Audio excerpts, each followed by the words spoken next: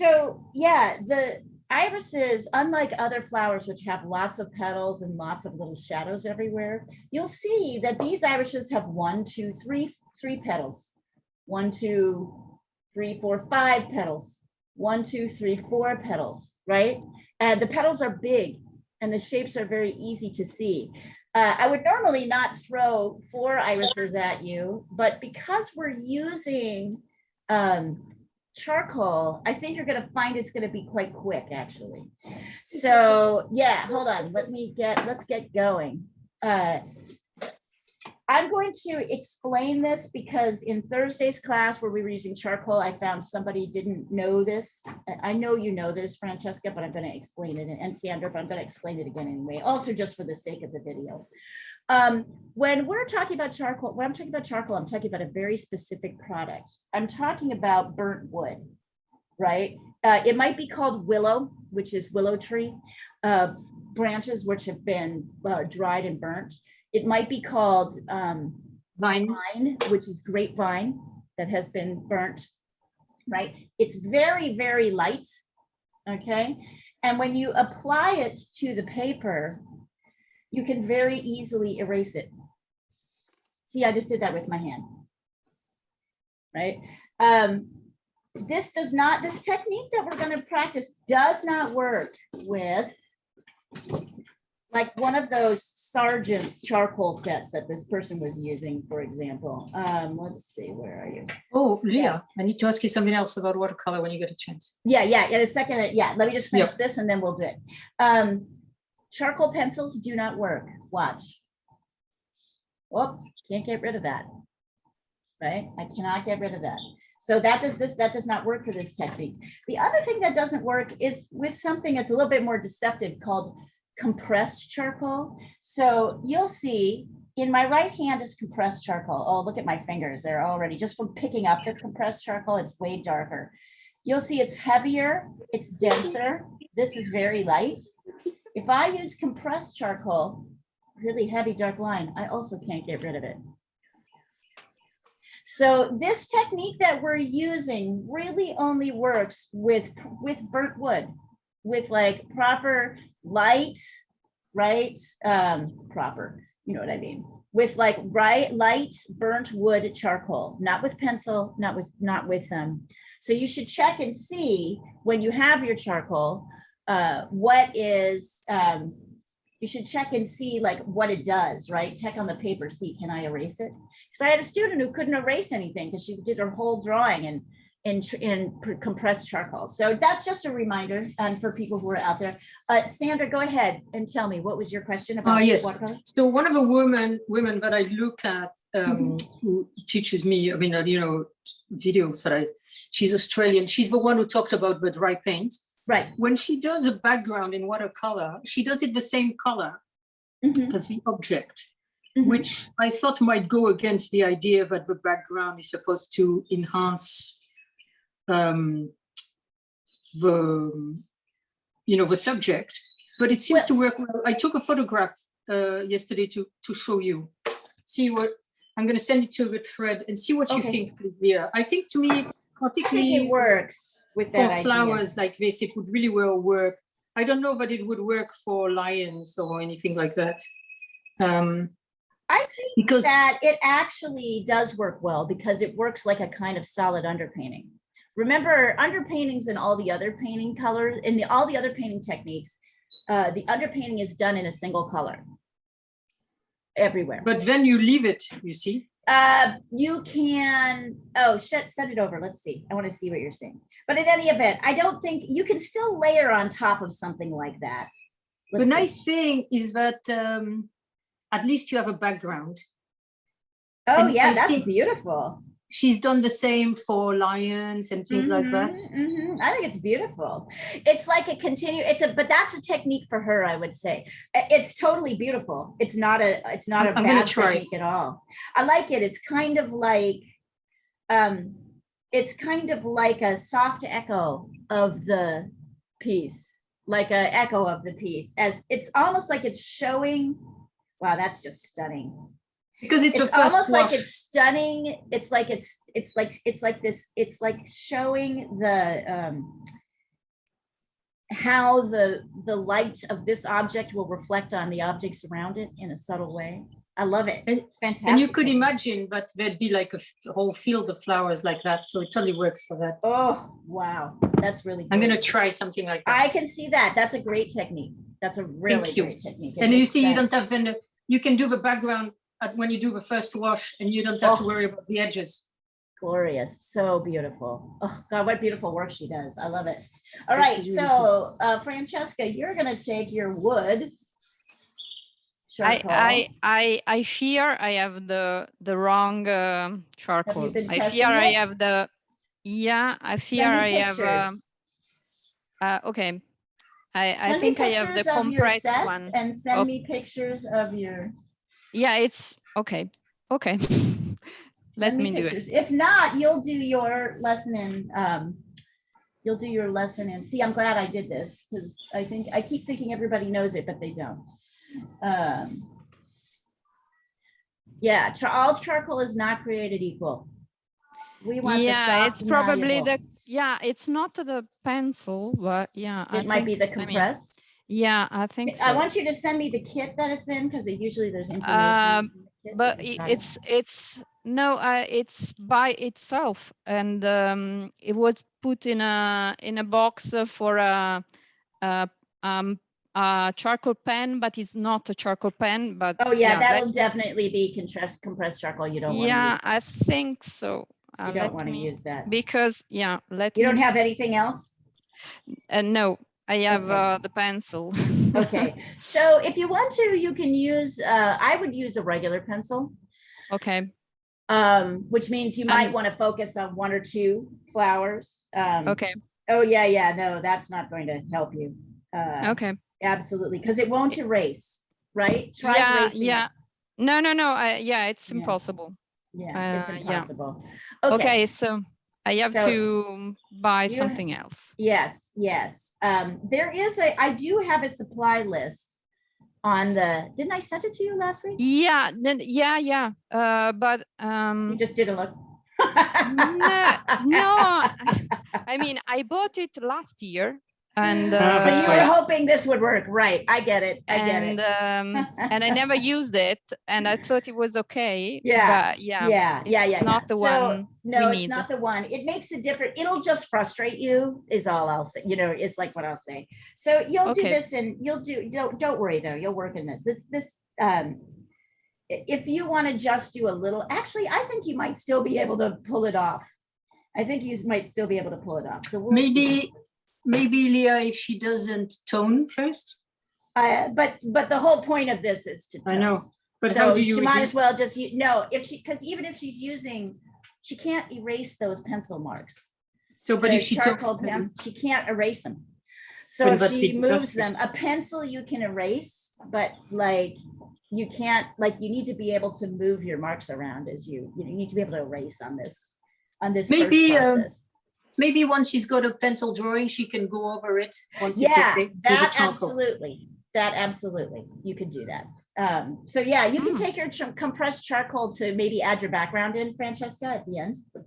Okay. But in the meantime, stick with pencil because that's what we've got. So as usual, I'm going to kind of build out.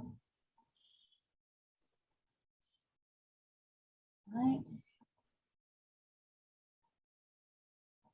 I'm going to build out this little structure. So if you're using a pencil, of course, you're going to sketch this out in pencil first. And I'm not going to get too into the measurements, but we are going to check. Okay, let's go down here. Let's find what the halfway point is. So the halfway point's about here. Yep, from the whole thing, right? Both of these lines, these sections. And if I were to draw a line straight across, it looks like this length is about a little bit more than the halfway point, a little bit higher. So as you're kind of orienting your square, here is the halfway. Right? Sorry, here is the horizontal distance, HD. Right, it's right there. So I'm going to be using, excuse me, this kneaded eraser, which is very stretchy. And to do my first lines, I'm going to start as always by doing this, excuse me, right? Then I'm going to find my halfway point. So if you're doing this with pencil, you can just draw the line. Francesca, just draw the line. Okay. Find your halfway point. And then I'm going to draw my line across at the halfway. And I want that to be up here.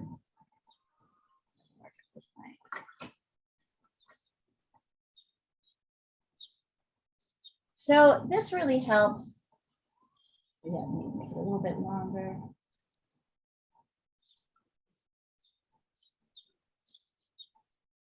I need this to be just above the halfway point, the width of this, just above the halfway point. About here. And if you're measuring this on your camera, you're going to, of course, hold your pencil out like this, right? And then you're going to check it against this. Okay. Right?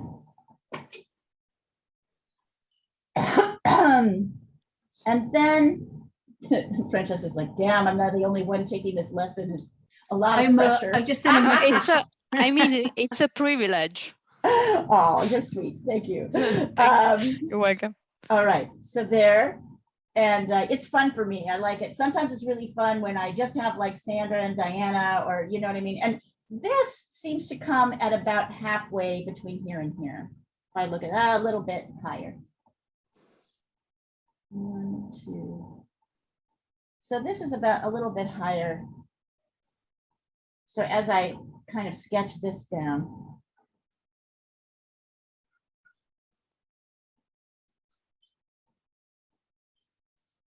there's my square-ish, my sort of tilted square.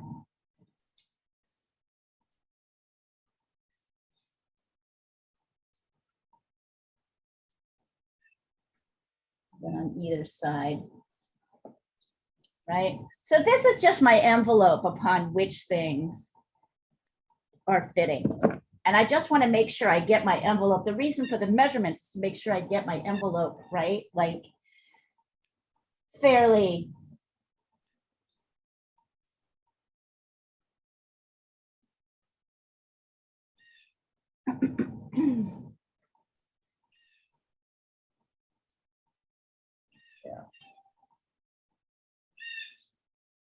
It's also true that like we get to this point in the quarter where people are tired and, you know, they've been showing up, so it's good. That's why we have breaks in between, not just for me, but for everybody to get just a little breather and then come back to our class refreshed.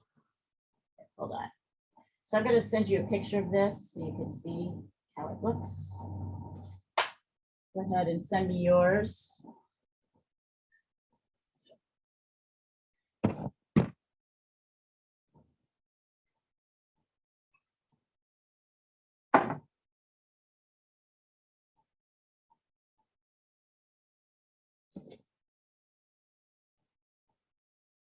Oh, good. Julia said she's coming. coming. Great. Yeah, She'll be able to catch up. She's got this. Okay. She's got her stuff. So you just go. You just do your thing.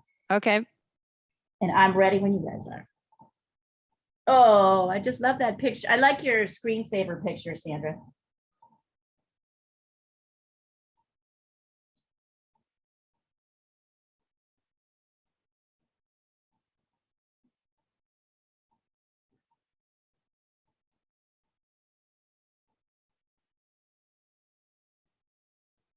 Yeah, and Francesca, on that supply list, that if you open it, it has very specific products for charcoal.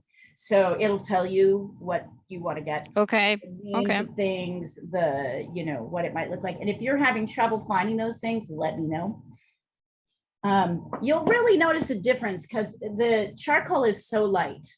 It almost feels like it's weightless, almost, compared to the other products, which have a lot more material in them, so they're kind of denser. Sorry, I was on mute. Sorry, but yeah, that screensaver is Dragon. So cute. Photogenic Dragon was asking more tweets, more tweets.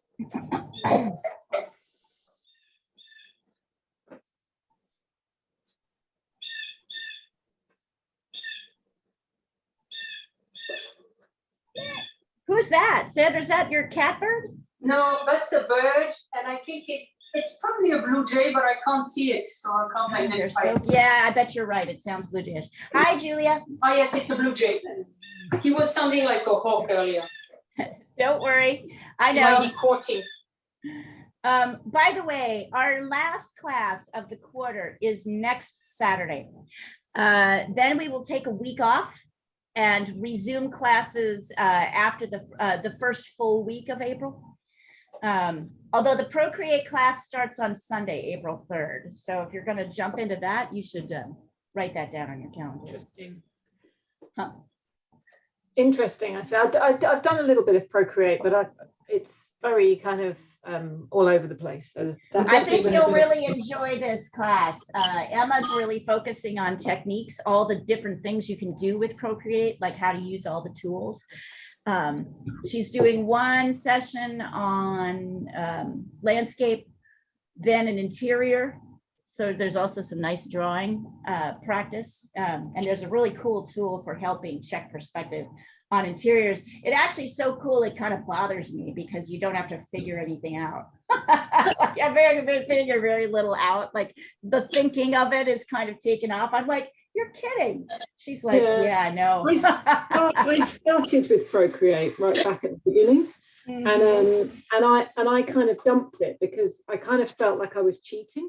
Yeah, it didn't and feel definitely real. You don't feel like you're cheating in this class, right?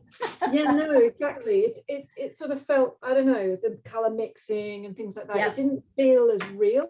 And so it isn't. It isn't. It makes things easier, but it's good to know what it does, right? I can see it could be really helpful. Anyway, so Julia, we're starting with this, of course, these two envelopes. Here's where the stems are. This is kind of focusing on the relationship of the four flowers. I'm working in charcoal, and you know what kind of charcoal, right? The kind of charcoal you can erase, willow or vine, not the, yeah. Okay, let's see. Francesca.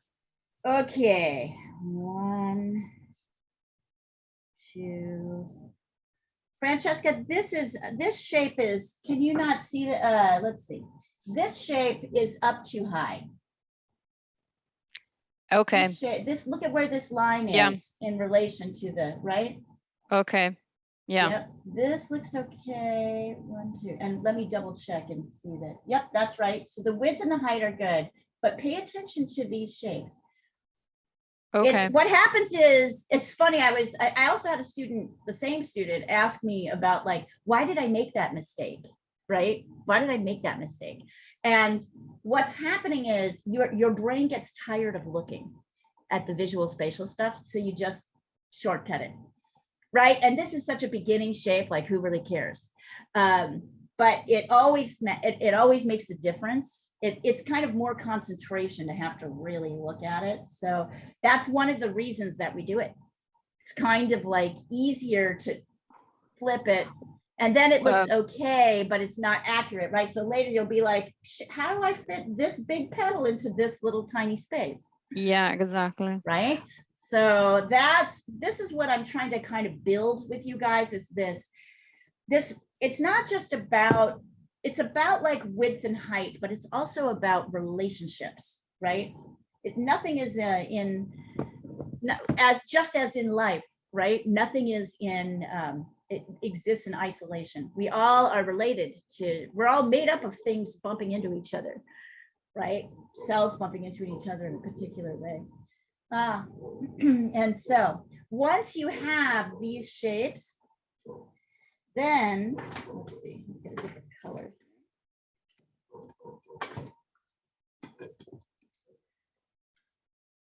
these shapes become, nope, that's not going to be visible. So let's start with this.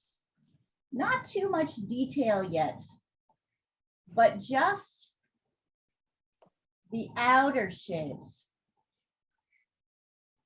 of everything. You see what I'm doing here? I'm not even really separating the flowers. This is going to feel very weird to your right brain. Your right brain's going to want to, right, sketch everything out, sketch each of these little bumps. Let me tell you something. If you do that now, if you do these little bumps here, each little thing, you're going to make them too big. And then later you're going to be sad because you're going to be like, I made this too big. So we start with these. They're kind of like little TIE fighters. They're like little Star Wars TIE fighters, right? This one's like, oh, Death Star. Actually, irises are really weird looking when you look at them. They have this, their structure is so strong, right? There's not very much softness to them. So they have this kind of weird little, some of them look like people to me. Some of them, when you really look at them, some of them look like, I don't know, they're just weird. So I'm going to start here.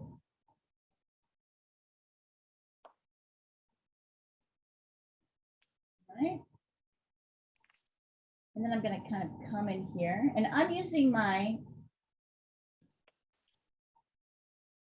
so look at how this is so odd, really odd. But there you go. And Francesca, you'll just do the same thing with your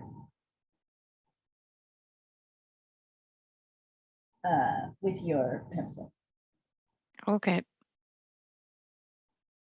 Aren't you wanting to use charcoal though when you see it? Yeah, like, yeah, it's absolutely. Easy, good, good. So this is part, I'm going to create a little longing in your heart to use it, because then you get really excited when you finally get it. I'm kind of using the center line too. So you can see that these, they're touching each other, right? So this is really, and if you want to, you can also get the second kind of layer. There's like the buds are lighter, the stems are darker, but you can kind of just get them, well, or just get what you see. Oh yeah, there's like one right here. I've got another picture of this. Yeah, Julia, I agree with you. It is cheating. It feels like cheating, but this is, I can't get into it. But like Emma's really good at it. And I know there's people who really love it. And I totally see the value of it. I just can't bring myself to use it. I'm a little too old school. I tell you what is fantastic about it is you can print T-shirts and cups and stuff like that. Well, you can do that with anything. I do that really, with I don't my know how to do paintings. it. Yeah, Oh, I do that really? with my paintings. Yeah, that's easy. I printed one of my paintings as an 8-foot wallpaper. You can do you can print anything onto anything. I mean, all you have to do, I suppose, is make a digital image, right? And that's it. Yeah, just photograph it. Oh, this is what Olga has been telling us, that you can print stuff. And she said that, you know, she did it a lot before her war and while she was still doing art. And she said once in a while, she really missed like the actual brush and paint. Yeah. But it's nice to also be able to do that. And interestingly, I remember that when she took lessons to learn Procreate, she took them in Russian from Russia. Yeah, because there's so much Russian. Because she's a culture. Russian speaker. Yeah, yeah. That's the saddest thing about this whole business. I know. So is Zelensky. But I mean, the Russians pretty much hate Putin too. It's not like anybody really likes him. There's really nobody who really likes him. They're just afraid of him. I hope they take care of him, because we can't, but we have to. Is the box okay now? Yeah, the boxes looks pretty good. So you can go for it. Okay. Here, I'll send a picture of this across the thread so you can see this even better.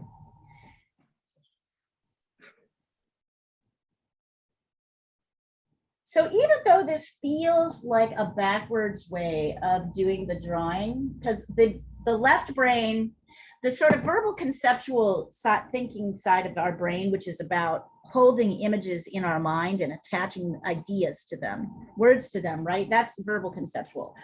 That's what we're in all the time, right? As I'm trying to talk to you, that's what we're in. That's what you're in when you're writing. That's what you're in when you're trying to just explain anything. It doesn't really help you when you're trying to kind of evaluate where things are, right? So the verbal conceptual side wants to go right to the detail and work outwards. But in reality, the more practical, logical approach to doing anything where you're building something from pieces is to start with the bigger shapes and move inward, right? It's not to start inside and go out. It makes no sense because we're always making things too big.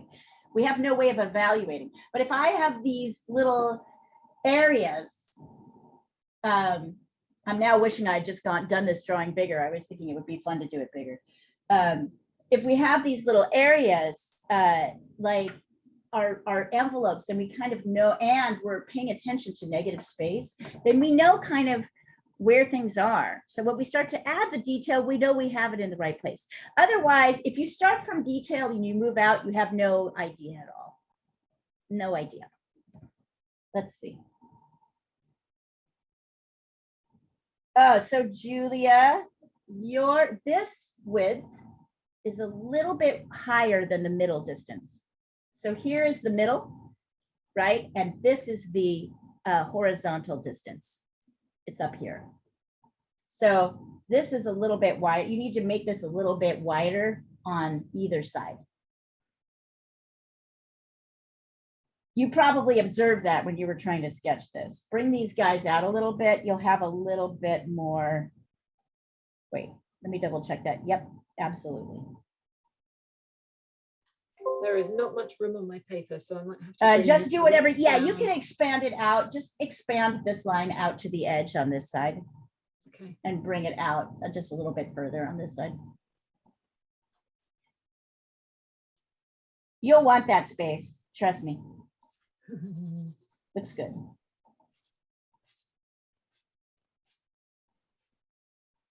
And it looks why I kind of moved off Procreate was because I was just spending too much time on screens, and I want to get off screens. Right. Screens.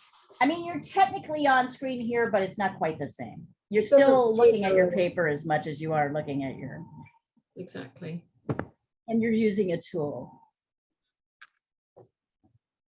All right.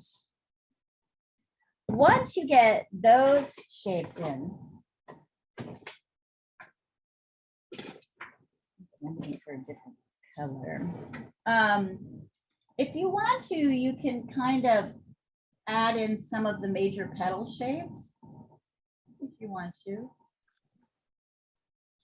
Yeah. Right, so now I'm distinguishing between, I'm doing the inner petals.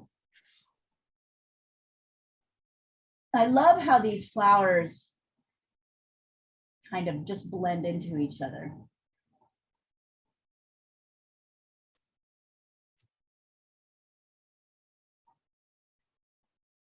Yeah, it's funny. Everybody had this reaction yesterday that the irises were hard.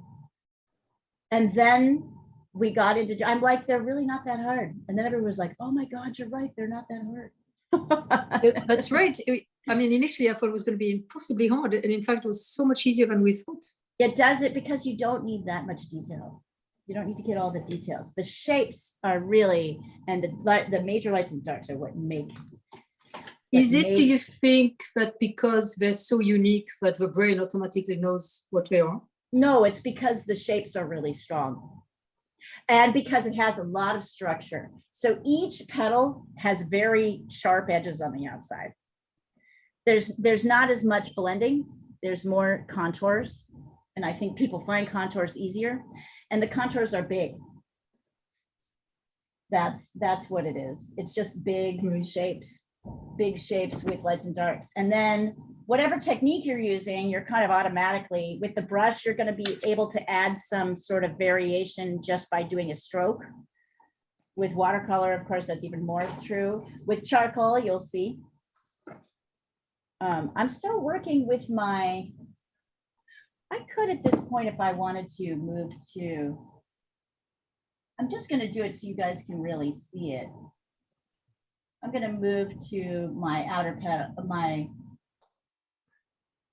I'm going to move to my hard edged petals, but I don't really have to, but I'm going to, because I want you to be able to see it. Notice I'm still not really getting, so this is what, by the way, Sandra, just sort of a further explanation. This is what I mean by structure. These have a But it's got lot, hard edges, right? hard edges and big shapes. Oh, that's big. Hard edges and big shapes. I suppose it's not, there are flowers like that, like you got gladioli. I don't know. Gladiolus are like that. Hollyhocks are like that. Poppies are like that. Poppies, yeah. I mean, I've done a ton of them. Daffodils are like that. Yeah, there's a lot of flowers like that. And you'll notice they get done a lot because I think they're easier.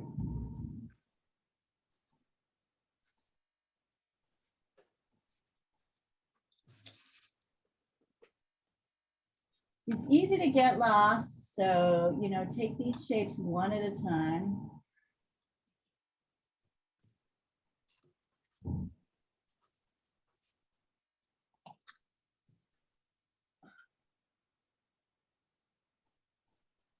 I'm glad we're doing this because I have all these purples that came in sets and that I never used. And purple's like one of your favorites, right? Not really. I mean, but the iris is one of my favorites. Yeah, it's in iris one of is my favorites, really but it pairs with yellow. amazing. Like I said, when I'm trying to loosen up, I always will return to irises as my flower of choice, just to start, just to get my head in a different zone. Right. They are a special flower like that. They really can. Because so look at this, just as I'm like kind of getting these inner shapes, and here I'll send them to you so you guys can really see. Already it looks like an iris. It already looks like an iris, right? Even without all the detail.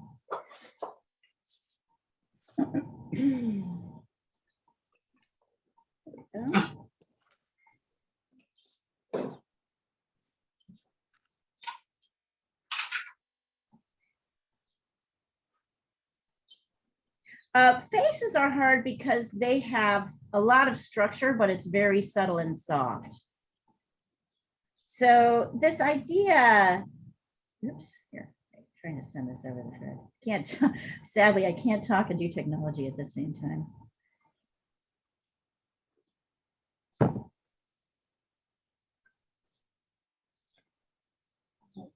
I often start from the negative spaces on these, by the way, just because I find them easier to see. So you can see in this one, I'm like, okay, that comes out like this before I try to get the internal.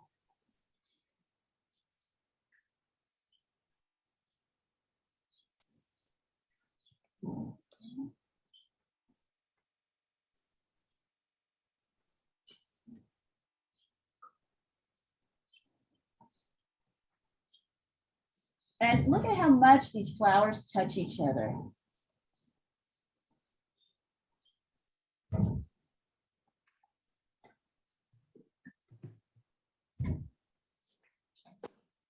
Get lost, allow yourself to luxuriate in these shapes. Not to think about the flower as a whole, but really think about each shape and the kind of magic of it.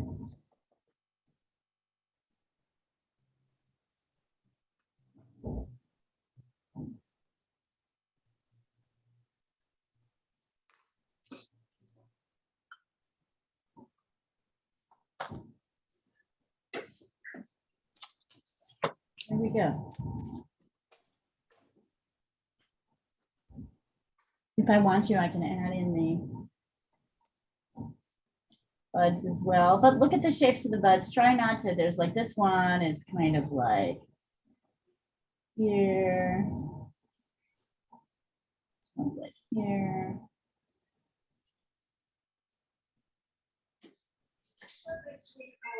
Notice yourself when you start to get, notice that your mistakes will almost always happen as you start to get tired of looking at shapes. And you're like, I just want these, you know, stem to be here or whatever.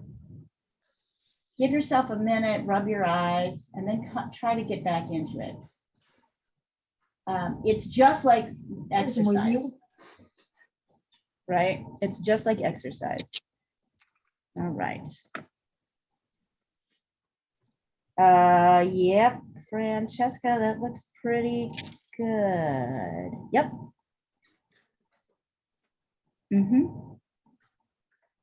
So you got a little tired here, I see. Down here. Yeah, just sketched it, but yeah, Yeah, without I will looking do at it it. later. All Yeah, right, yeah. right. But okay, but one of the things I want to remind you of, that is you getting tired, and it's being tired, right, from looking at the shapes. So it's just a reminder. That's not drawing. That means your left brain took over. Yeah. And your left brain actually was like, yep, nope, this is what stems are like, because all stems look like this. I'm tired of looking at this. I know what a stem looks like. And remember, Okay. the left brain is almost always wrong. Do you guys know the left-right brain difference, right? We've talked about it. You understand it? Yeah. No, it's absolutely true. I Yeah, think. it takes over. It's the brain that's used to being in control. Yeah, because we do so much like writing and scribing and, and like talking. reading, talking. Yeah, it's communication. Like Yeah. the left brain is really the dominant. These left brain activities of learning to communicate, to verbal, attach words to concepts, it's many years of development. And the problem is, just like anything that you spend a lot of time developing, it wants to be in control. So it's really interesting. Here, I'll show you this as you guys are working. I was asking, we had this conversation in the Thursday drawing class. And so I was, explaining to them this idea. I think you've all seen it. The hand is bigger or smaller than the head, right? It's smaller. Then when I move it here, it's bigger, right? Right. And if you find yourself confused with how to answer that question, that's because as a verbal concept, you just added this idea to your head that the hand is smaller than the head. Yeah. So in the brain, you're right, but this, in drawing terms, it doesn't matter what something is, it matters how close it is to you or how far away it is. So the other aspect to this question, right, is that I asked, okay, I'm trying to put it here. Okay, here we go. If you're going to draw this picture of me, are you going to draw the hand first or the head first? I think the hand. Right. Why? Because it comes, it's in front. It's in front. Exactly. You can see it, right? So one of the students answered the head. And I said, so why do you think you answered the head? She's like, I don't know. I'm like, because your verbal conceptual side thinks that the head is bigger, thinks that the head is more important and more complicated. Yeah, more important. And values it differently, right? And yeah. So, instead of like, that's why when you know what something is, it's hard to draw it because you have all these ideas about it, and they'll come in at very weird times. Like they'll come in almost unconsciously. Like you won't be aware that you're making that decision. I think what happened was I was talking to one of the students and I said, you put the eyes like way above the halfway point, but they're there. I saw you draw the halfway point. She's like, I know, I don't know why I did that. And I said, oh, you did it because your left brain thinks that the eyes should be higher. Okay. And it steps in and makes them higher because that's what it looks, because the left brain focuses on eyes and dismisses everything else. So, I was like, so that you ignored your measurements unconsciously because your left brain wants you to. Does that make sense? Because your left brain is like, has a different idea. You unconsciously ignored your measurements because your left brain is arguing, nope, the eyes are higher up. yeah, I was like really amazed by when we draw the we did the drawing upside down. Yeah. And yeah, it's, When you I mean, don't I know what was, something is. yeah, it makes things easier. I mean, It does. to just to look at shapes. Because it shuts up the left brain long enough, because the left brain doesn't know what it's looking at. And then the left brain's just like, oh, I'm just going to be quiet now. Like, never mind, you do it. Yeah, I don't know what that is. I'm going to go have a drink. I like to think of the left brain as like this bossy older sister, right? Really know what's going on. You can't like do that at a rave. You can't do that like you know what you say about the right brain interfering? I mean, the left brain. I once even found that in DIY. Like, I would take a measure and then I would put in the wall and I would think, no, that's not right. I'll move it. That's not right. And sure enough, then it'd be completely wrong. Yeah, it's amazing. We think it's because we're not used to evaluating things in space, right? Like evaluating how much space things take up. What the left brain does is hone in on very specific details. It goes right in there to determine, gets to get as much information. When you hone in on something, you exaggerate it. And so you ignore what is around it to focus in, right? I think this is a survival technique. I think this is like the brain, you know, whoever was best at looking at the red berries and figuring out which one was poisonous and which one wasn't survived, right? Or evaluated, shit, is that person angry? Should I get the hell out of here? You know what I mean? Like that requires a very intense focus on very small, minute movements. But when you're drawing or constructing something, you have to start with the bigger shapes. You have to pull back. And then once you do that, you'll see that you're ignoring, the left brain is ignoring a lot of information that is spatially not, because spatial information is not really necessarily important to the left brain. Although I have found is like the left, and so at first the left brain really battles the right brain's way of looking at things. After you train it, you'll find they work in concert a little bit more. Like it helps. Yeah, it helps. Really helps. As you start to like, and what I really like about the right brain, it's way less judgmental. I feel the left brain with the verbal concepts is always laying ideas down that are not necessarily true.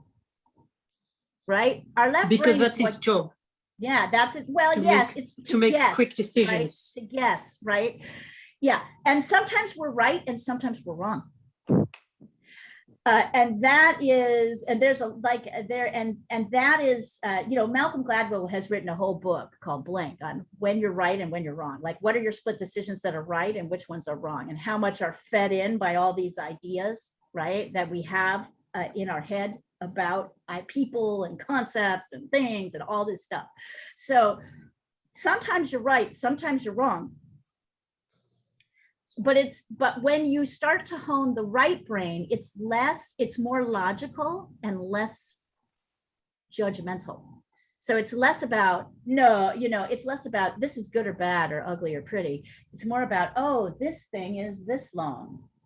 This thing is this long, right? It's less about, it's much more, that's why I always laugh when people tell me the left brain is logical. I'm like, the left brain is not logical. Like in my mind, like the right brain is way more logical in the sense that it's just dealing with information that can be factually true, right? Like less about like your assessment. The left brain is always assessing the situation and making guesses, but not really kind of. I think it categorizes because it has to make very quick decisions. Whereas I think the right brain looks at it empirically, almost like it's the first time that it saw it. Right. The right brain is not looking at the thing as a thing. It's looking at things in relation. It's looking at shapes, values, and relationships to each other, right?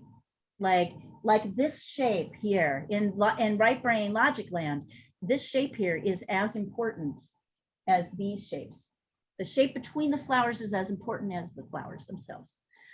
This shows the shape of the flower. And when we want to construct it, we have to take it into consideration.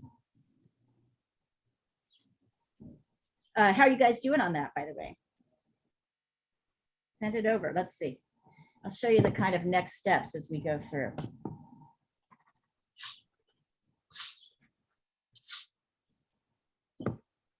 Or if you want, I can just get in there. It's time to get back in with the eraser. A lot of the shaping in this flower is going to come from adding the background in. So as I'm going in and pulling out my lights, so I'm going through and pulling out my lights. You'll observe I'm even kind of running over my contour lines so that they're not so strongly delineated, right? I'm coming in here and going to the lightest parts of every flower. Now, not all parts of the flower are light. Here is darker, here is lighter. I'm softening that. Look at how already this is starting to look without even me doing that much else. So these two parts are kind of, right, darker here and here.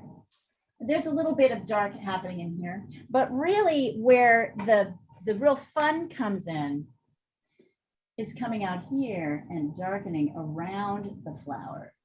So here is where I can start to shape, right? Oof. So it's kind of a what the left brain would call a very backwards way of looking at it, right? But it's really the kind of best way to do it. I can come in here and I'm just adding, I'm using the side mostly of my charcoal so I can really get it in here. And look at what happens now. Because I've gone around the outside. Look at how my flower, oh, it's still looking goofy. Here, hold on. It'll look better when I get around. Looks goofy until you get it, you kind of first flower out. And then it looks really neat, kind of incredible. Here we go. Right, so here I am. Now my flower is starting to look kind of, right, irisy. I'm starting to get a little irisness as opposed to Irishness. And I can even fill in this part, right? Because this is just dark. So this is how I want you thinking about constructing the flower. If I want to, I can go back in and kind of pull in a little bit more light, right? I can use my eraser to kind of nuance the shapes, but look how nice.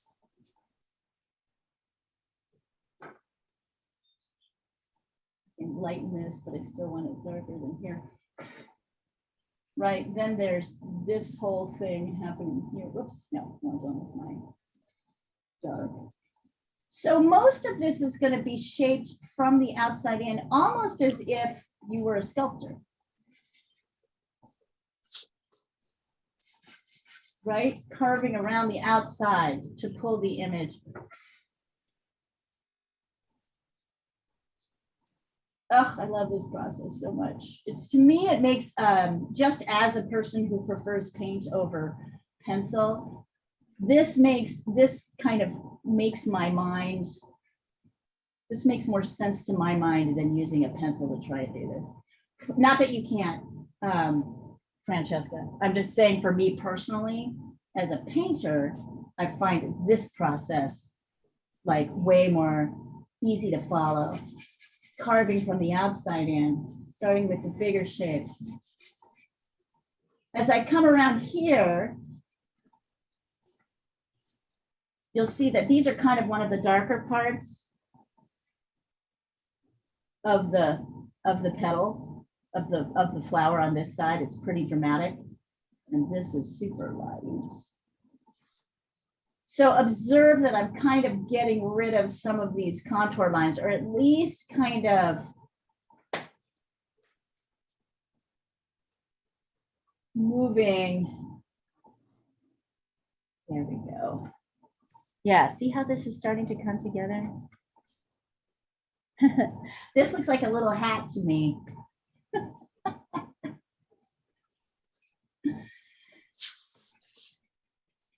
See how I'm mostly working. I'm making sure my dark is like super dark. There's darker areas here, but they're really midtones. Yeah, there we go. And it's a little bit darker up in here. And maybe this comes out a little bit further. Yeah. Oh.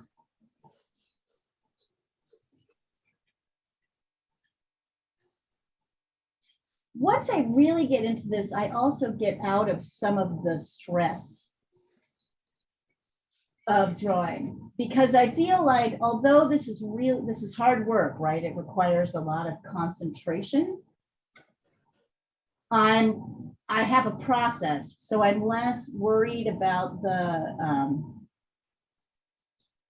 I know what my process is, so I'm less worried about, oh, when is it actually going to look like an iris? You know what I'm saying? I'm more focused on, oh, look at this cool light shape. Did I get that right? No, scoot it over a little bit here. When Gina talks about on our video on these classes, when she talks about, I used to think meditation was emptying my mind, but really it's filling my mind with something, so I don't even have time to think about whatever it is, right? I'm so busy with my task.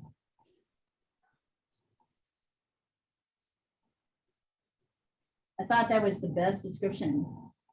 We're gonna miss her. Hopefully she'll still come to class.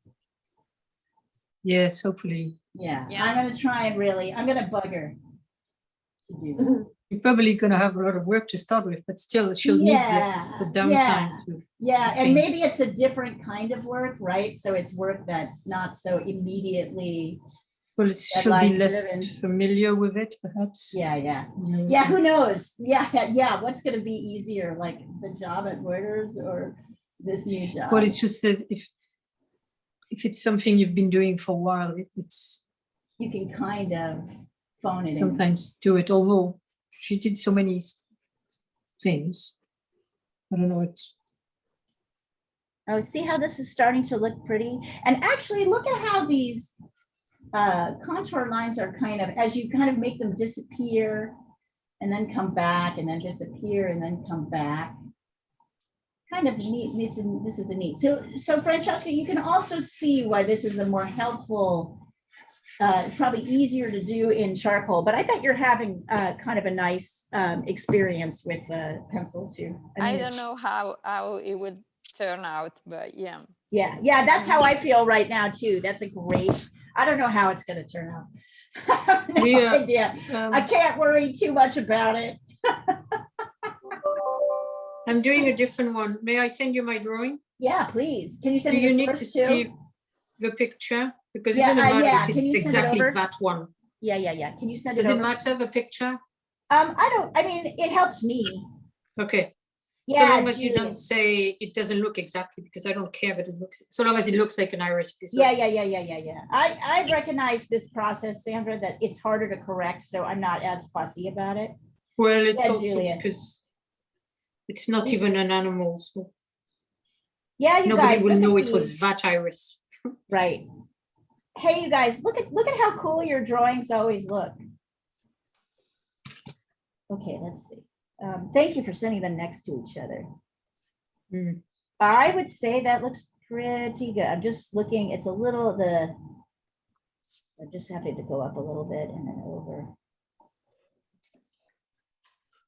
Yeah, I feel like you've got the sizes of the big thing I would be concerned about here is, right, getting these big lady legs, these big sort of leggy petals big enough, and I feel like they are. You know, the ones on either side. Right. That looks great. You're in good shape. And look how cool Julia's like drawing looks right now, even in this kind of middle state, right, that you just sent in. It looks kind of neat. look at how cool Francesca, send yours in. I want to see how it's looking. The nice thing about charcoal is that things come together faster. So that's kind of why I would throw this at you. Francesca, I'm aware you do not have the same advantage we do, so don't worry. The expectation, I'm just curious as to what your drawing looks like. I'm way behind you. You have to be, because the pencil doesn't work like, the charcoal doesn't cover like the pencil. So, yeah. Get yourself some willow or fine charcoal. Julia, I don't know what you're using. What are you using? I've got willow. Willow. Yeah. So it comes in these little round boxes.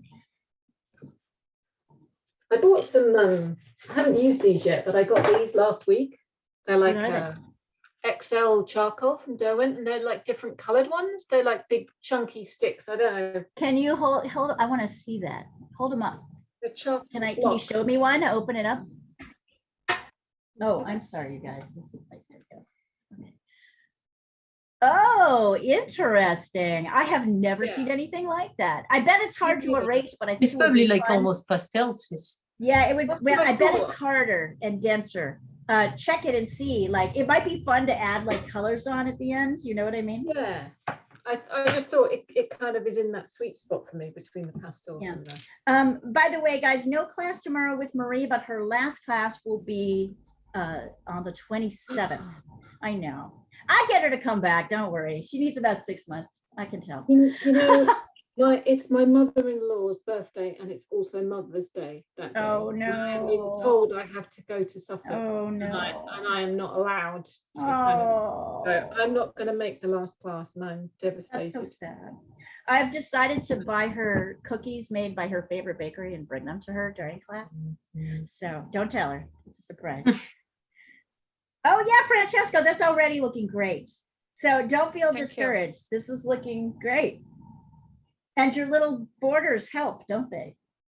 Yeah. Yep. Looks fantastic. Good job, you guys. Getting there. Nice. They're so exciting in this moment.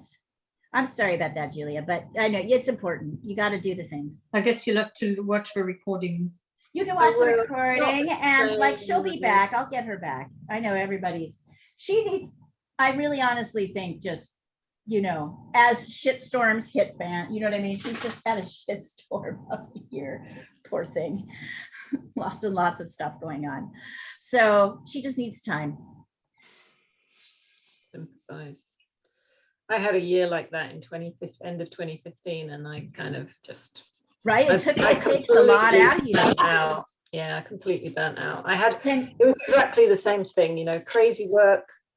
My dad got sick. My brother's got cerebral palsy. I had a 5-year-old running around. Your brother got cerebral palsy? Like it just happened? He has cerebral palsy, but because he was still living with my dad, but because my dad was sick, I had to do more with my brother, and it was just, and then I got a promotion, and it was like every single aspect was just putting pressure on, and I just couldn't handle it. Yeah, it's awful. That's terrible. How you can talk about it now, though? Do you feel like, how is it? It's settled out now, so things aren't so terrible. Yeah, no, I mean, it's fine. I ended up having 3 months off work, and the first thing I did was go and fix myself, because I've got a chronic neck condition, and that didn't help, because I couldn't function because I couldn't sleep. And you just get into this vicious circle where it's so brutal, isn't it? And if you're a woman, you have all this expectation to take care of it. Maybe dudes are like this too, but I really feel like women just take on so much. It's just we're so socialized to take on so much. And we always put ourselves at the back of the queue. That's the interesting bit, isn't it? But when you're serving everybody else, you kind of... Yep. I remember when Marie called, Marie and I went out to dinner, which we never got a chance to do, just hang out. And we lived like 20 minutes from each other. We never got to see each other except online. When she said, and I had a feeling she was going to tell me, just because I knew all of the shit that was going on with her. And I said, and I almost had to cancel the dinner. And she said, nope, you're not. Leah, you and I need some time together. Yeah. So Hi, Osiris. We didn't have internet, you guys. It's been bad here. Oh, no. What Yeah, I'm happened? just, it's going on and off. They're switching the area to 5G Oh, and they've God. been cutting all the stuff on and off. So That's I'm so just getting frustrating. internet, so my thing's all screwed up. Jump in. Well, Sorry. just jump in. You can see the structure of these lily flowers. I recommend using charcoal. Okay, and so show you them. use the left side, Leah? What's that? Yeah, I can use, you can use that left side drawing with the little graph to kind of help you figure yeah, out. thank where you things for are. understanding. I'm like, oh my God. Oh my God, I totally get it. Listen, It's this too- is a, you guys, this is a long, nothing about art is really short term. This is a long game. It's for the I lifetime. actually consider it quite a success that you showed up to class, like, even though you didn't have, when you could. To me, that's the success. Like, I probably would just be like, whatever. I go miss, go have a No. mimosa or something. no, I was really upset and my husband was like, well, there's nothing you can do about it. You just- Ooh. No, I think it's amazing that you showed up. I'm delighted. It's lovely to see you. Still making the calls. Yeah, making it happen. Well, because we know it's good for us, right? I was Miss my just telling a girls. story actually about Marie saying, nope, Leah, you and I are making time for each other because that's the thing that I know you're busy, but like you and I never get to see each other. And by the way, I'm going to tell you I'm quitting.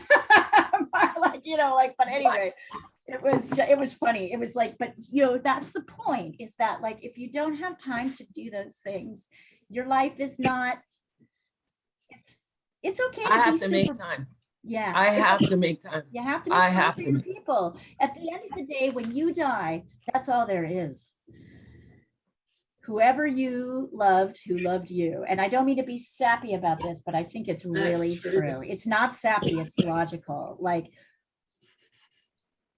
What's your legacy? your art is also a legacy, although you have to be careful with that as well, because you need to make sure it gets in the hands. You don't have to sell it, but you need to make sure it has its own will, right? Like where the art is, which has providence, like how you made it, when you made it, who you want it to go to. You need to make sure it'll go to people who won't put it in a, sell it off or give it to Goodwill. It's like the other thing. You have to think about stuff like that. One of my favorite collectors, who probably gets the most of my work, she's in her 70s. She has it in her will that all the art that she has bought for me goes back to me so I can resell it. It's like, I'm like, Wow, that's fantastic. it's fantastic. She said, except the other ones that my son Wolfie wants, but You hope that she dies before you. yeah, right. She's so cute. She's really funny. But I was like, it's true. You have to think about this, because she has some of my best work throughout the years. She has had some of my best work. And if she dies and nobody cares, the son doesn't want it, then where does it go? It goes away, right? Unless I can kind of make it back and sell it, or just give an idea of why this piece of art is important, what it means. It's a whole thing. Do you But I think think with the value of art now, they would do that now? Because now art is valued more than anything now. I mean, back in the day, but now, I mean, everybody, you can have a career in art. They teach, it's like more, it's a different thing, you think, or not? I think you can have this. What I think is you've always been able to have a career in art, but unless you had somebody watching out for your legacy, when you were gone, when you were gone, it goes away.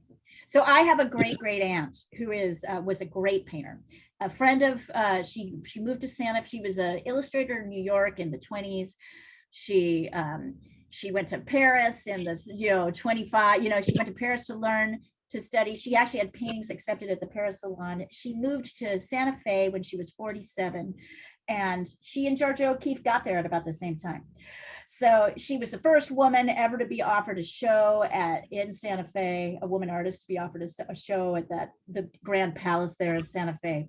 And but what was interesting was, so she was absolutely, and she did amazing. She studied with Diego Rivera. She taught the Indian kids on the reservation how to paint murals on their schools.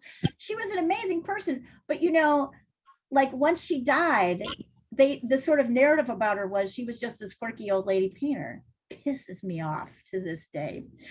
And so you have to be, she actually left a will that's been a very fascinating kind of legal battle my family has been in, because she was Quaker and she left her studio, her Adobe house studio, which she lived in and worked in, to the Quaker meetings to use, but she didn't give them a title to it. She just said they were allowed to use it. And we feel they have not.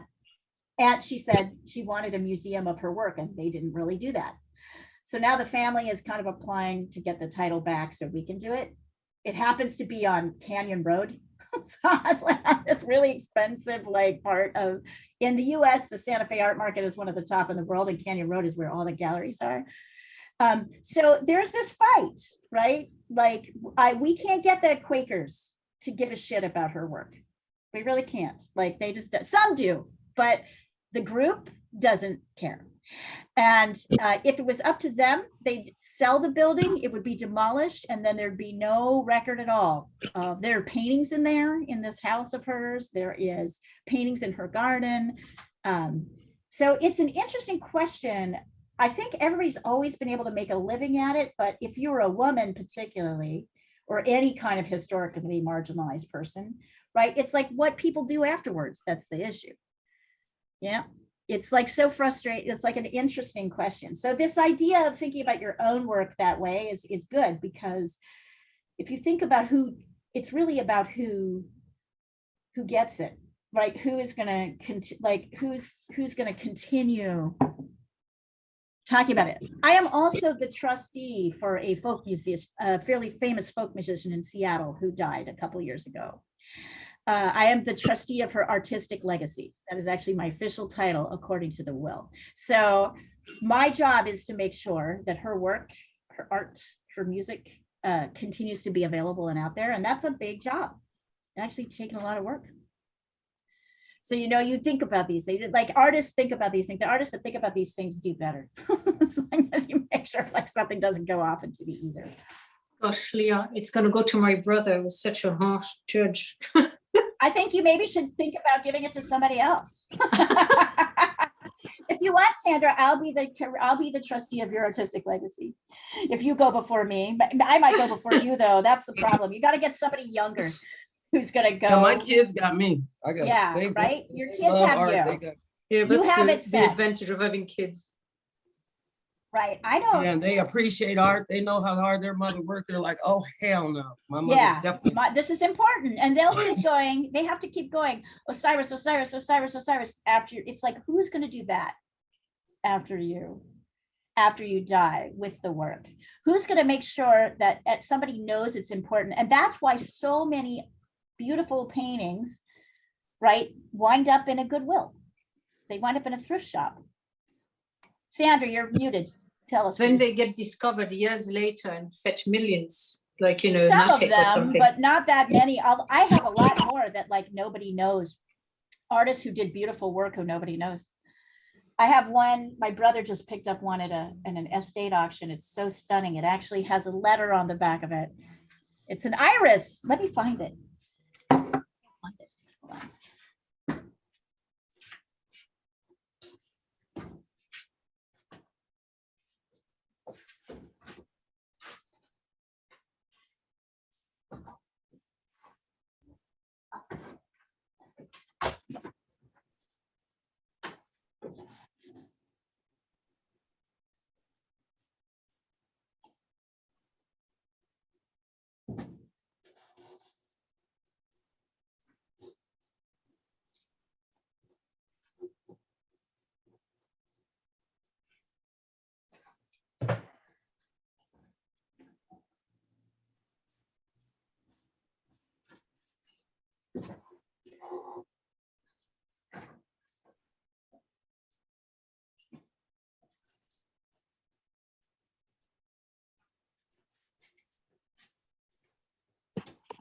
So shall I start like darkening the?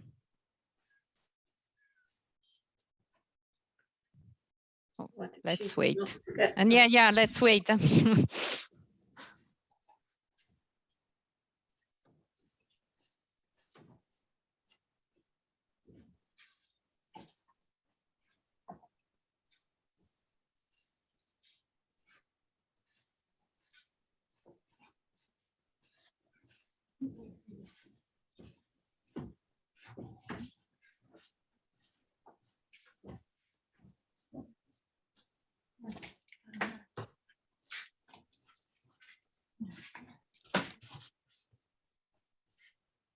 All right, here we go. It's very apropos to the moment because we're drawing irises here.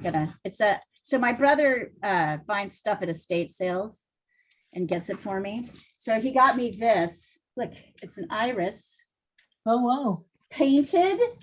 It has a letter on the back saying who painted it.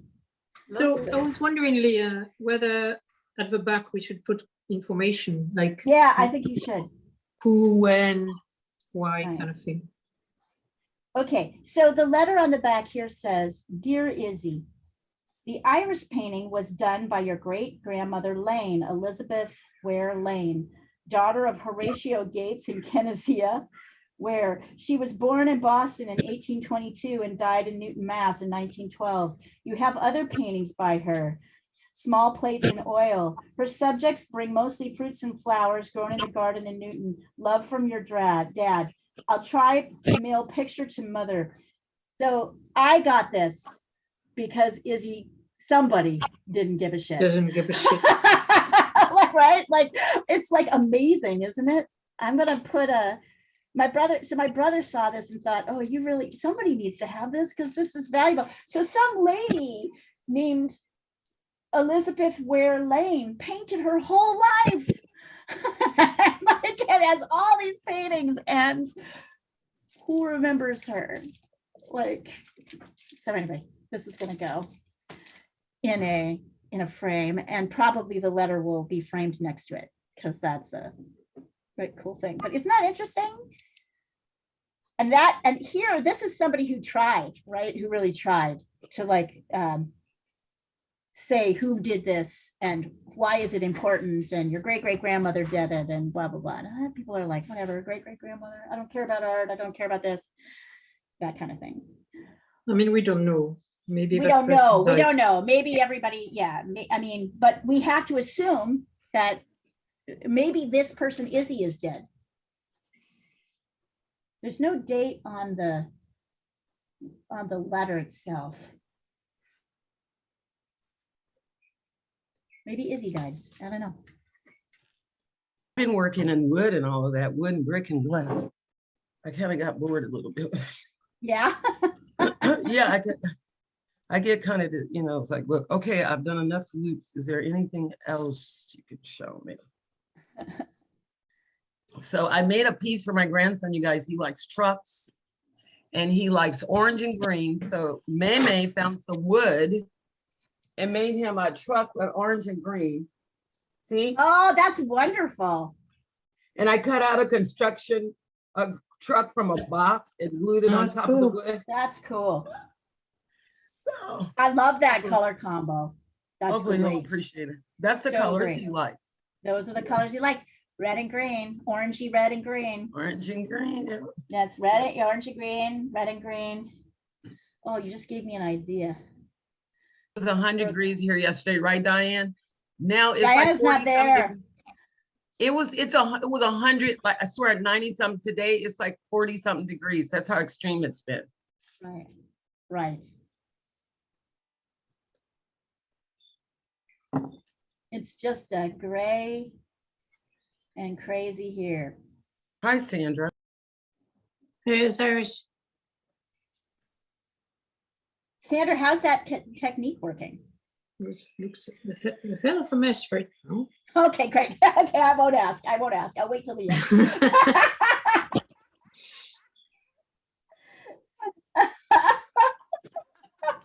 Don't ask, just wait. I hope I didn't ruin my drawing. I'm sure if you did, it's because you're learning something. The only good thing is that I know how watercolor dries lighter. Yes. Yes. See, imagine how you would have been like Sandra 6 months ago or 8 months, a year ago. Is it a year ago you started watercolor?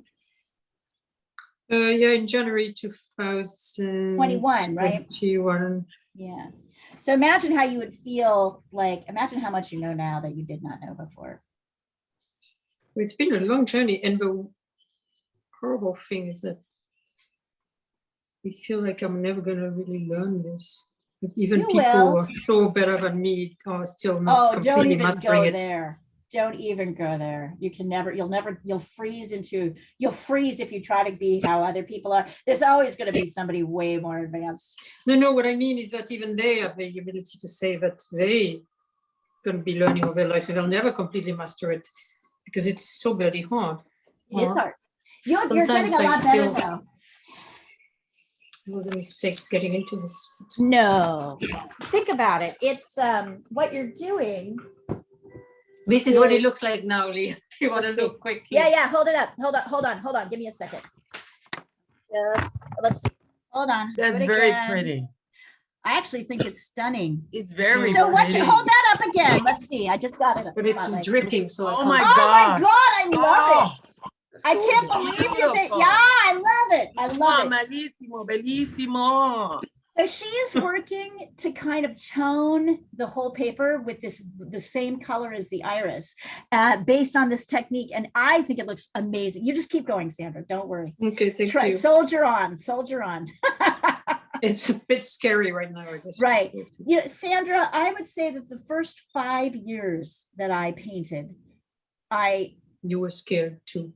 I wasn't scared. I just expected not to be good at it.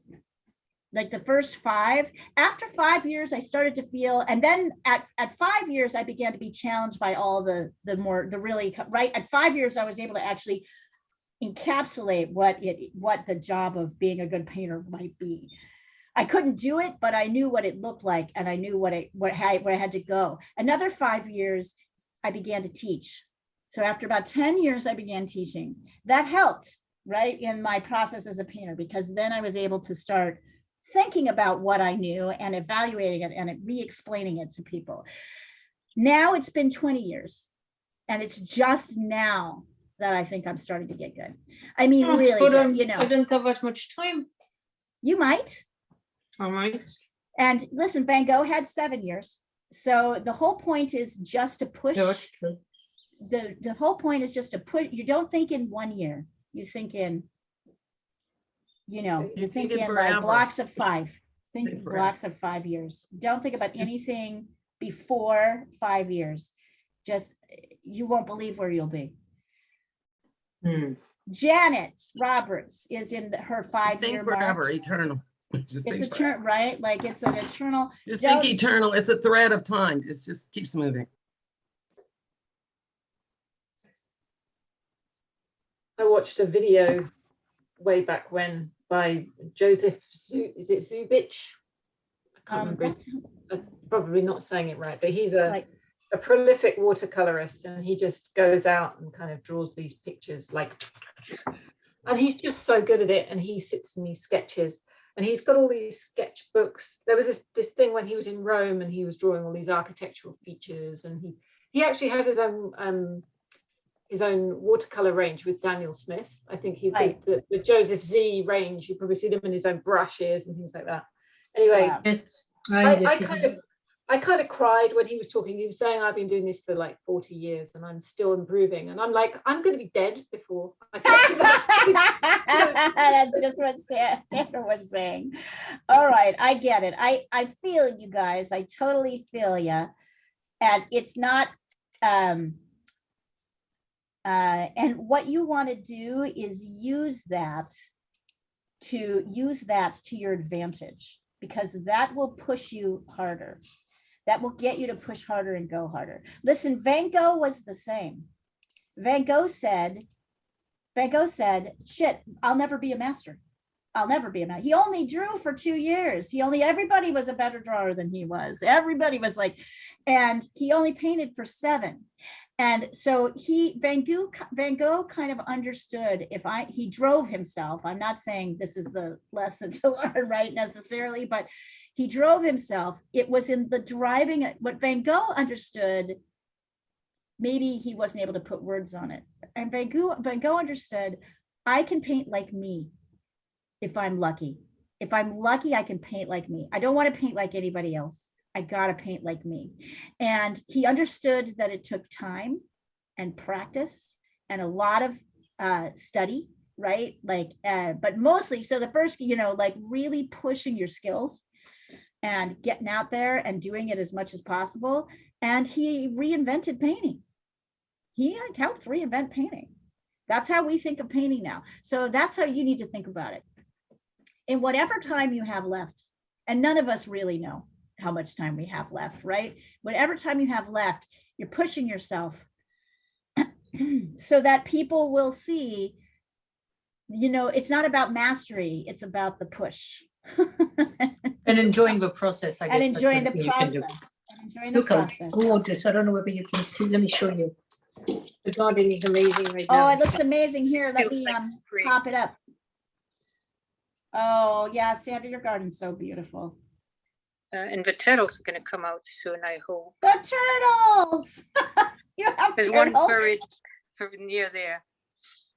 I don't know where Oh. the other one is. I didn't go I into found it. a slug in my studio this morning. Oops, that's a bad thing. Oh, lovely. What a beautiful garden. I'm going to try to wash my deck this afternoon.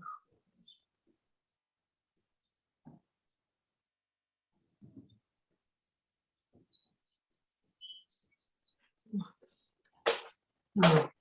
It's a nice thing about having a proper winter, although sometimes I regret it, is that it makes you appreciate the spring so much more Yeah. than if it's warm all year long, you know? Yeah. Well, Like the Osiris can lucky tell LA us. devil. She's in LA. But exactly. I don't know if you have Diana's set up. I The could be sun pretty is happy. shining. It just came out. The trees are, the birds are whistling and going on. It's, it's like, oh my God. That's why people here, I think you can get kind of stuck in a delusion because, you know, there's a whole nother thing. And then you have this warm weather climate or whatever. It's bizarre.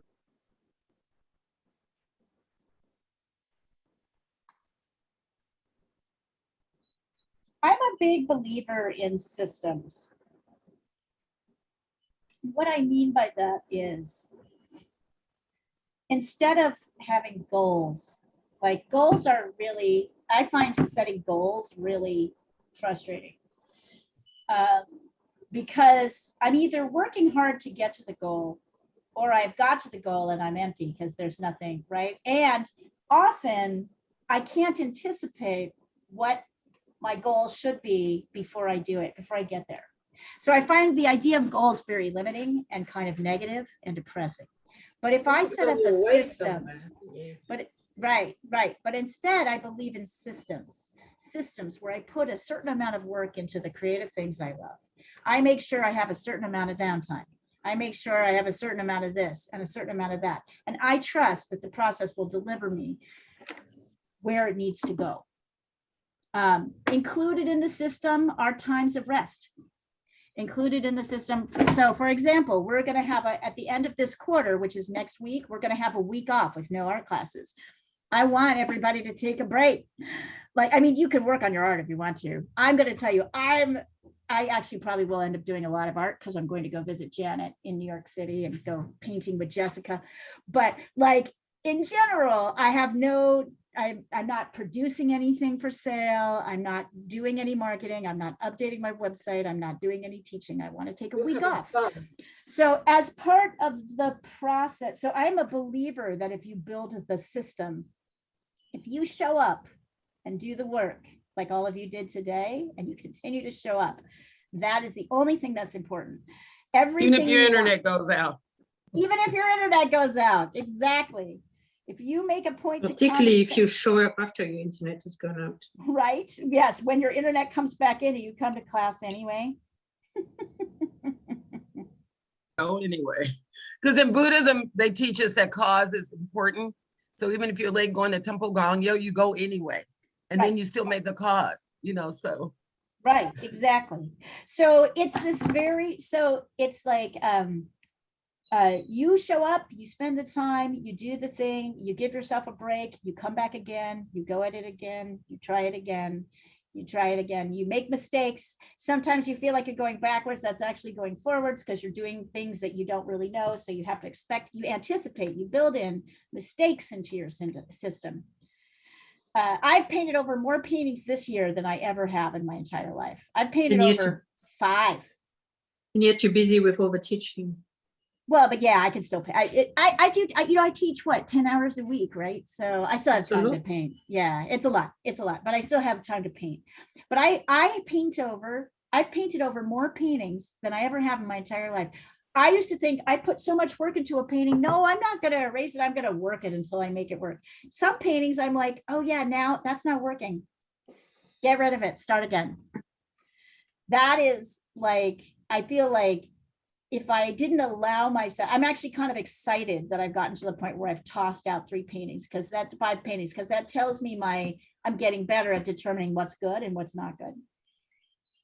I just went through, I run a nonprofit called Portland Open Studios. We jury in 100 artists to show their art in their studios every year. And we just went through the jury process. And you can see the artists that do that and who don't.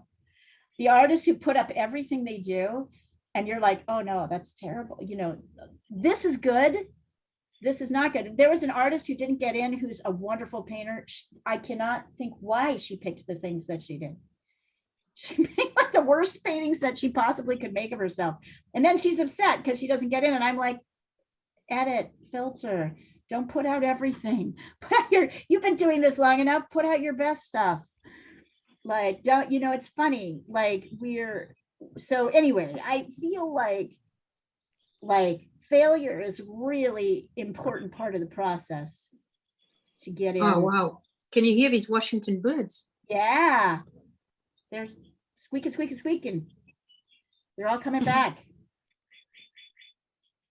I'm so happy.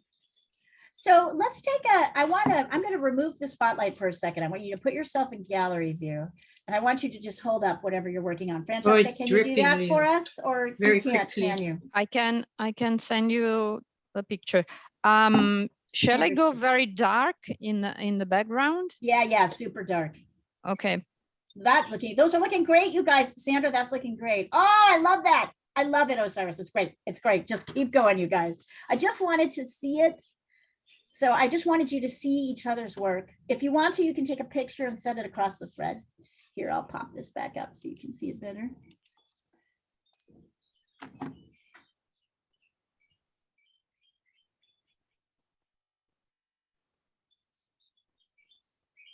Nice. Good work, you guys.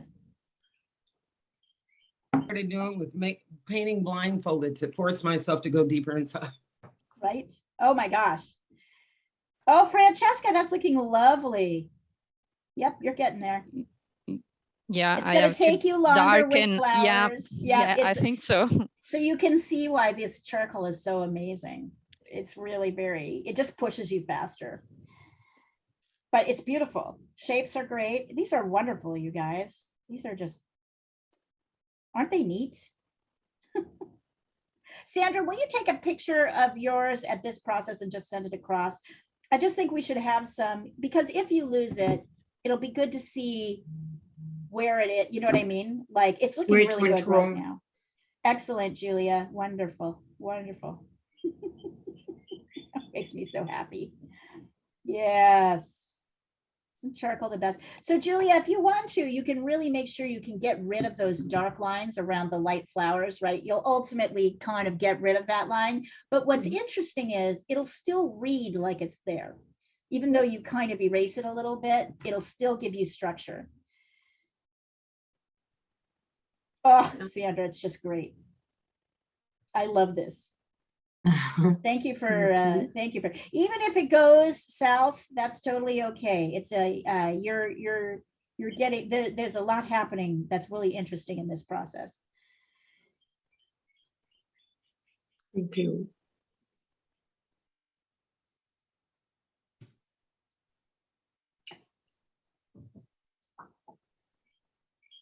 Yeah, don't worry about anybody else. Just worry about painting like you'll be lucky if you can paint like you. No, I don't mean painting like anybody else. I just think that, there comes a point where hopefully you feel you've kind of mastering it a bit, but even people who are way ahead of me don't feel that way. And I think, no, you never why feel have I that picked way. such a hard subject? Because you'll never be bored, because your brain will stay active. That's true. Because That's true. I guess if you could pick do the- it easily, you wouldn't care. Right, listen, it's not just that you don't care, your brain starts to deteriorate. Your brain deteriorates. Once you master, you know that, right? Like once you master Right. something, physically, your brain stops working as hard. It creates little short, that's how we can drive, right? Like how you know how to ride a bike, other things that you learn and you don't have to relearn how, you know how to pick up a pencil. And that's of course, like what's so devastating about if you have a stroke, because if you have a stroke, you often unlearn, you My remove God, you have those to learn. things and you have to learn it all over again. So anyway, the point being, the moment you master something, your whole brain stops working. And that's the beginning of going downhill. So the moment you are pushing, if you're working on something that's too hard for you, that's harder than you can imagine, all your synapses are literally firing. Not only are they firing, they're firing in a new pattern. So it's like exercising your brain. Like essentially, the moment you get good at something, that's it. Your brain is going downhill. That's You why need I'm to like, be good enough to maybe oh, sell. you'll get there. Those people who are saying that feel like they're good enough. Trust me. They just can see that they can go farther. And they're pushing their value. And that's a good artist, an artist that values going farther, going where they need to go farther. Farther is even kind of ridiculous. It's probably more cyclical, right? That you're like going out at a different, it's more like a spiral. But you're a good artist is going to, you watch I mean, look at David Hockney. If you ever listen to an interview with David Hockney, if you ever read anything he's said, that guy's latest show was done with iPad drawings, printed 100 feet. Cheat. Yeah. Right? He's amazing. He works with every medium. He works in every subject. He works loosely. He works tightly. That guy is always evolving. And he's 90 something. I'm convinced it's what kept him alive. When a lot of his friends died, right? He kind of lived through the AIDS crisis in the US. He he survived a lot and he still has that sense of wonder. It reminds me of David Bowie music, he also always evolved. Right? He was amazing. Oh yeah, I was just watching some of the Ziggy Stardust stuff. I realized how many in that rock opera of his, how many songs were so huge. Yeah, oh God, I loved him. Yeah, exact, great. And he did it till he died. So you do it until you can't do it anymore. Basquiat did it till he died. Van Gogh did it till he died. Amy Winehouse did it till she died. Kurt Cobain, they joined the Idiot Club. It's not about time. It's about William Hurt did it till he died. We all do it till we die. In a way, it makes what you do more interesting, I suppose. It just keeps you focused on the process. The product is not as important. If you like it, it's a bonus. It's a bonus. Yeah, but don't you kind of like a lot of yours? I mean, in some way we kind of like what we do. There's things you like, there's things you don't like. Yeah, I would say the evolution of being able to accept that there are things you don't like is actually a more advanced stage as an artist. I think at the beginning, you need to work hard enough to like what you do. Otherwise, it's too discouraging, right? But when you've done enough things that you like to do, then you move on to the things that are, you can kind of toss things more because you've done enough good stuff that you're not worried about. Things that you're happy with, that you're not worried about the things you're not happy with. Or you recognize that the things that you're not happy with are actually bringing you closer. It's funny. It's like trying to juggle with discomfort, right? All the time. We're all the time trying to do this, to juggle with that's my world. all discomfort, right? Well, it's all our world. I think we think it's like, right, you're maybe it's in your own face a little bit more. I paint in pain, yeah. But it's like, but it's really, discomfort is where the interesting things come. That is where all the magic happens. That's where we push ourselves. Disabilities and all that kind of stuff. Right. That's why, to me, that's why they really excel. I'm going to tell you, I have a friend that her mother's very famous, And because her mother's very famous, she's had to do things, but not really. You know, mommy's cushing, papa's cushing. So here's me. I come out of the blue. I've been only painting, what, 7 or 8 years or whatever. And she's always looking like, well, how did you do this and that? I said, because I have to push so hard. I don't have your cush. Yeah. I don't have your comfort in life. Yeah. I have to really work hard at doing what I do. And I think that's what makes my stuff look the way it does, because I'm in pain. I think it's used, I know what you mean. And I feel like the pressure of having to make a living doing it means that you push yourself a little. It helps me. It personally helps me. However, it doesn't help Jessica Pryor. That's not helpful to her. She has a job and she just spends all the rest of her time doing it, right? So it's not about it, but like, I like that pressure of having to make a living. Right now, I've spent 3 months. The first 3 months of the year are always kind of slow sales wise. And so I know that well enough to know most artists, you know, all of us artists do know that like sales tend to slow down. So it's a good time to kind of stock up on paintings. But after about the 3rd month, you're like, shit, I better start bringing in some income. It's time to start bringing in income. If I don't bring in income, I cannot no longer live off of the December sales. So I've got to bring in income. So I like that kind of kick. It helps me kind of go out to seek things a little bit more, to work a little bit harder, to push a little bit more to get my work out. I do things this time of year I never would do. I make a lot of paintings and then and I stress, but like it's kind of a knowable stress.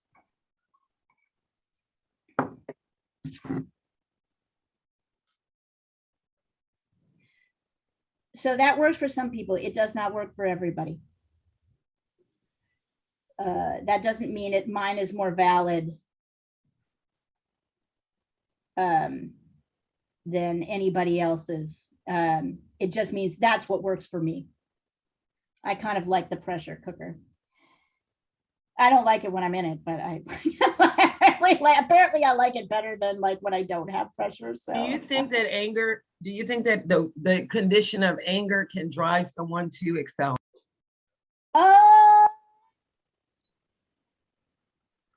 That's a really good question. Let me think about that. I'm just trying to think if that's happened in my life.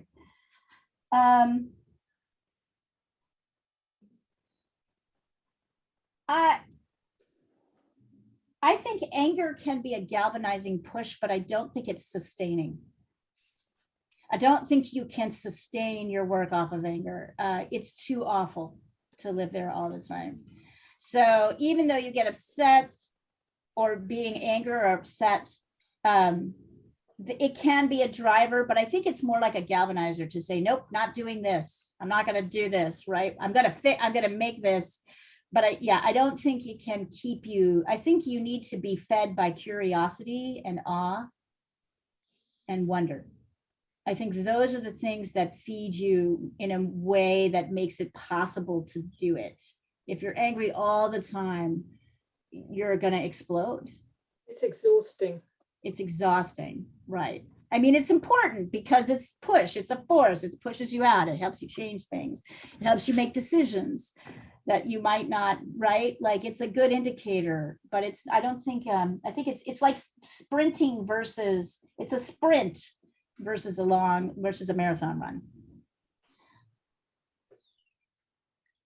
But I mean, anger is not bad. I don't view anger as a bad thing. I think, there's a lot of things to be angry about.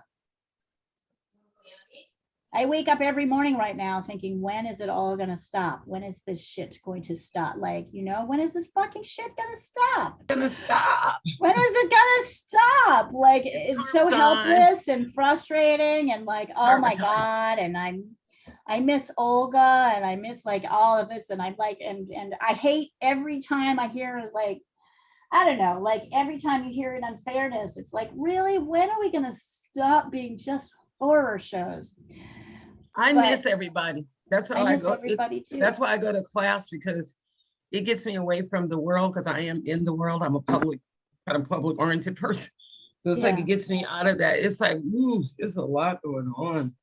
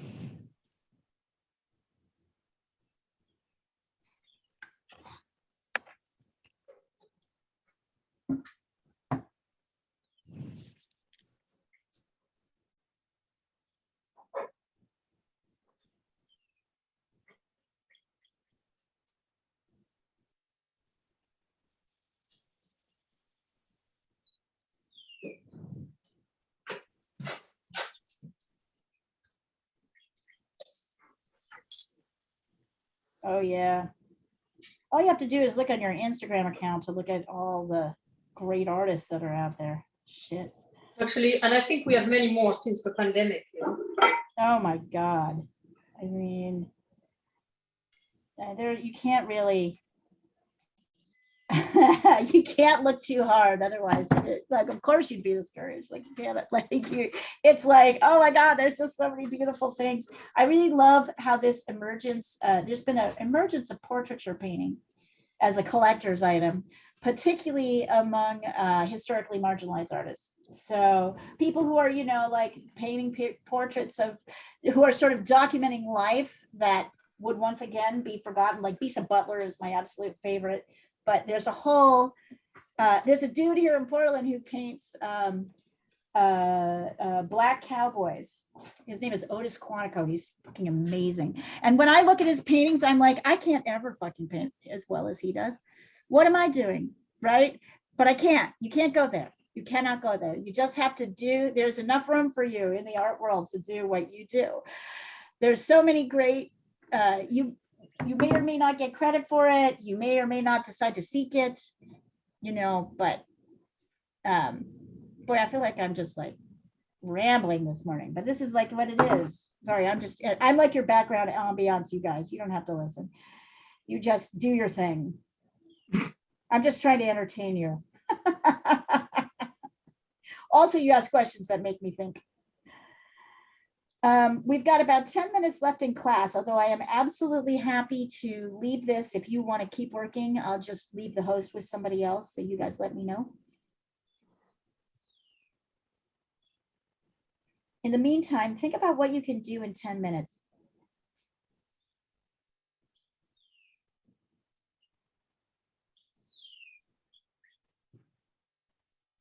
I don't know. I will send a picture. I don't Yeah, know send it over.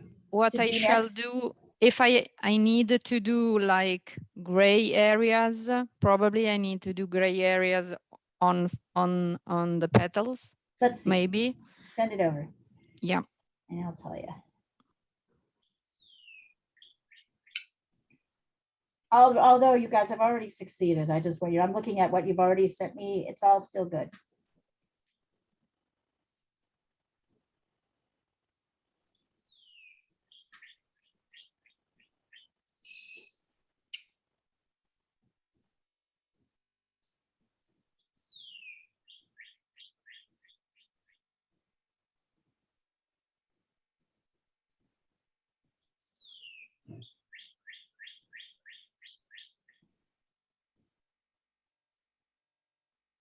Oh yeah, that's wonderful.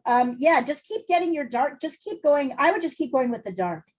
Yeah, okay. I think the petals are looking fine. I think the grays will show up, your midtones, your middle grays will show up once you get your darks in. So see how much dark you can get in.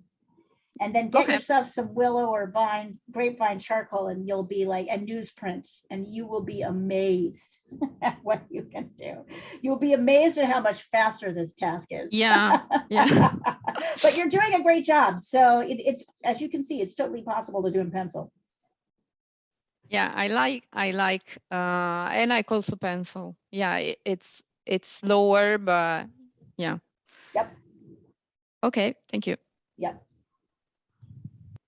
Great work. Wonderful.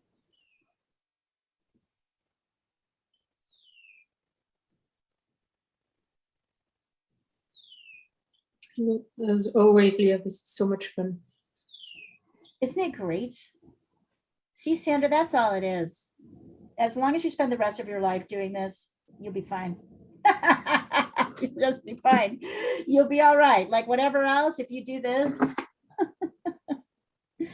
sometimes you have to kind of push yourself to do that. I was thinking the other day that like I do this stretching. I've started doing at the beginning of 2022, I started stretching every morning for 25 minutes. And oh my God, what a difference it makes in my life. I cannot even believe how much that's- Really? Yeah, it's 21 stretches that are the best that all coaches say are the best. Where did you stretches. find them? I'll send it over to you. It's Oh, like yes, an old please. magazine article. And there are days like this morning, I woke up and was like, I don't want to fucking stretch for 25 minutes. I just don't want to do it. But I knew if I didn't do it, I would feel worse. Right. And it's totally true. I felt better by the end of it. It's such a great way. So I look at drawing as kind of like that. Some days work better than others. Some days you want to do it. Some days you don't. You know, you should. I always want to do it. Right.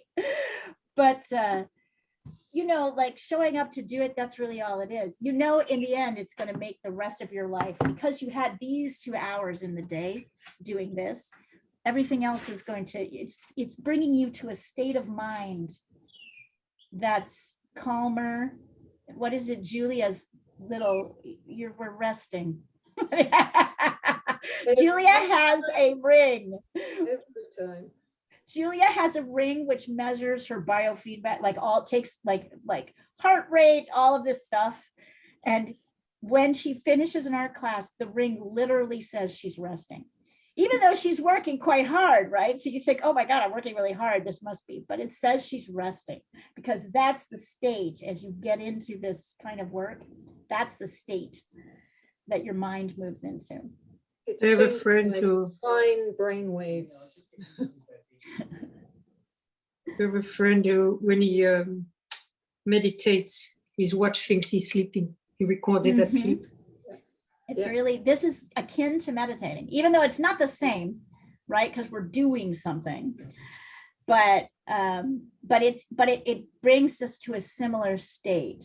And what I know, I used to do a lot more of this. I used to ask people a lot more about I used to ask people a lot more, how do you feel? Write down how you feel at the beginning of class, right? Hi, Lucy. Write down how you feel at the end of class. And people, it was miraculous always. People who had headaches no longer had headaches. People who were anxious no longer were anxious. Like some people left a class frustrated, but in a kind of like a good way, right? Like, okay, I'm not going to do, I know what I did, but I'm going to try it differently next time, right? So like, it's interesting, like how much, if you observe, if you want to do a little experiment, write down whatever state you're in, whatever words describe the state that you're in when you come to class, tired, exhausted, calm, sleepy, whatever it is, write it down and then observe and then write down how it is at the end of class. You can even put it on your drawing, on the back of your drawing, so that you know what state you're drawing. I think you will be fascinated by the results. A bit too embarrassing when the ancestors then look at it Oh, I don't know. decades later. I don't think they'll even know what it means.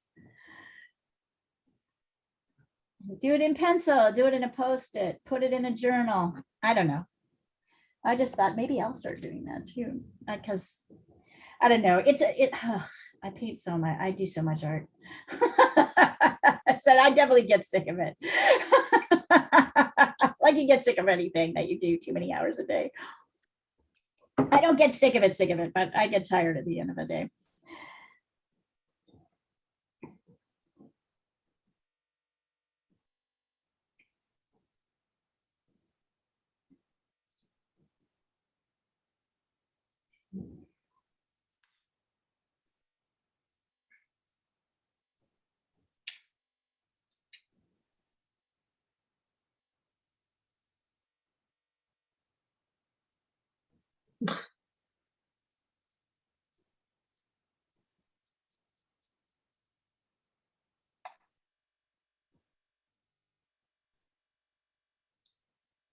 So it looks a bit like a watery mess. Okay. Take a picture, I'll don't send hold it to you. up. Yeah, Yeah. and I you're- need you're to wanting harden some edges, but I think I got a bit too enthusiastic That's cool. about the wet on wet. That's So now excellent. it's not finished. I need to.